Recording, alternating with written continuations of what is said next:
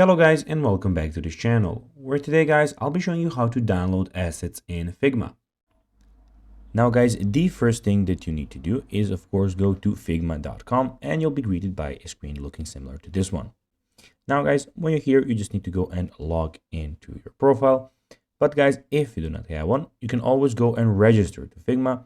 But guys, if you do not know how to do that, you can always go to our YouTube channel where we have plenty of how to Figma videos where you can see how you can do this. Now guys, that we got that out of the way, let's see what we actually have in front of us here.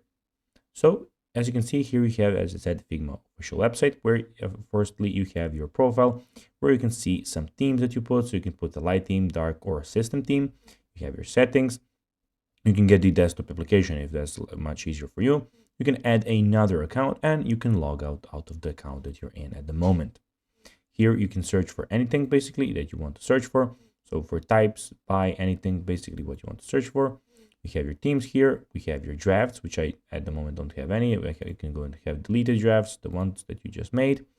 You can view plans here. If you at the moment I have a free plan, but if you want to get another plan, you can go there. And you also have your favorite files. Here you have your themes. So basically this is my theme project that I can go and create another one. And in the top right corner, we have the design file where you can design. We have the import and the plus Figma Jam board. Now guys, let's see how you can actually download assets in Figma. Well, click the main menu and select file and then click export like so. Just a second to find, I need file and then export. Then guys, when you click that, the export module displays and the selection with export settings applied. Uncheck the box next to any selection you don't want to be exported and then just click on export.